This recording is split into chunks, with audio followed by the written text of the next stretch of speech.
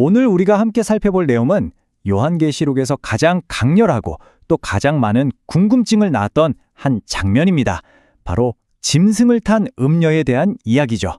자, 그럼 여기서 가장 궁금한 게 뭘까요? 바로 이겁니다. 성경에 등장하는 가장 무서운 여인, 끔찍한 짐승 위에 올라탄 이 강력하고 미스테리한 존재는 대체 누구일까요? 그 답을 찾으려면 우리도 사도 요한과 함께 그 환상 속으로 들어가 봐야 합니다. 한번 상상해 보세요. 천사가 요한을 이끌고 광야로 갑니다. 이 광야라는 곳은 성경에서 늘 시험과 시련의 장소였죠. 그리고 바로 거기서 정말 충격적인 광경을 목격하게 됩니다. 네, 바로 이 장면입니다.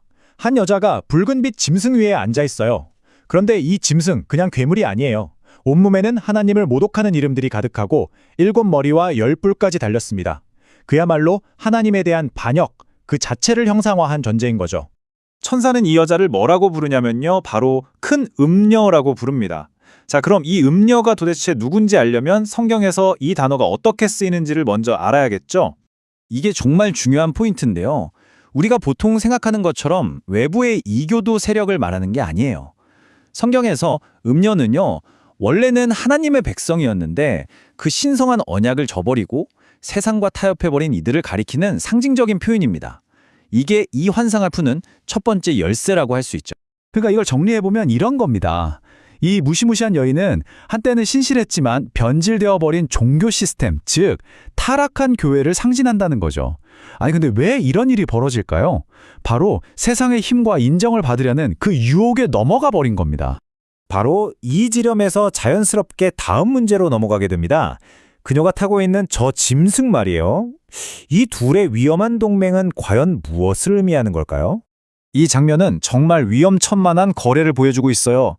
처음에는 타락한 종교, 즉 음녀가 세상의 정치 권력인 짐승을 타고 조정하는 것처럼 보입니다.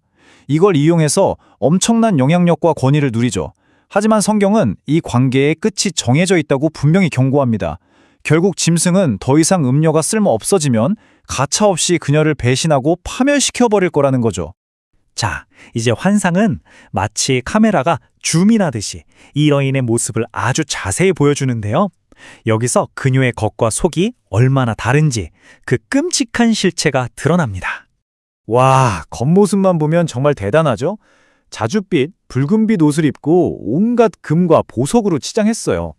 마치 왕족이나 대제사장처럼 아주 권위 있어 보입니다. 그런데 말이죠, 그 손에 들고 있는 금잔을 한번 보세요. 거룩한 것을 담아야 할 그 잔 안에 뭐가 들어 있습니까? 온갖 가증한 것들, 영적인 타락과 더러움으로 가득 차 있습니다. 바로 이겁니다.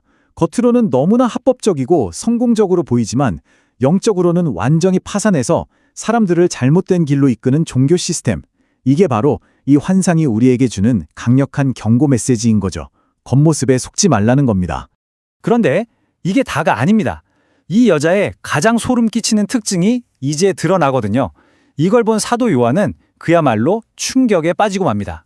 그녀는 단순히 영적으로 부패한 걸 넘어서요, 아주 적극적인 박해자입니다. 이 타락한 종교 시스템이 자신의 거짓을 지적하고 진리를 말하는 진짜 신실한 성도들, 예수의 증인들을 공격하고 그 피에 취해 있다는 겁니다. 여러분, 요한의 심정이 어땠을지 한번 생각해 보세요. 로마 제국 같은 세상 권력에게 박해받는 건 어느 정도 예상할 수 있는 일이었을 겁니다. 그런데 하나님의 백성처럼 보이는 존재, 교회의 모습을 한 존재가 오히려 진짜 성도들을 박해하는 이 모습은 정말 상상조차 할 수 없는 끔찍하고 놀라운 광경이었던 거죠.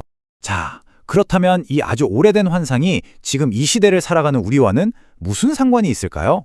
이건 그냥 옛날 이야기가 아닙니다. 시대를 초월하는 강력한 경고 메시지이죠. 이 메시지는 결국 우리에게 영적인 분별력을 가지라고 말하고 있어요. 진짜 교회는 세상의 기준인 부와 권력을 좇는 거대한 제국이 아니라 그리스도의 신실한 신부라는 겁니다. 세상적인 성공이 아니라 거룩함을 추구하고 사람들이 듣기 좋아하는 말이 아니라 타협 없는 진리의 복음을 전파하죠.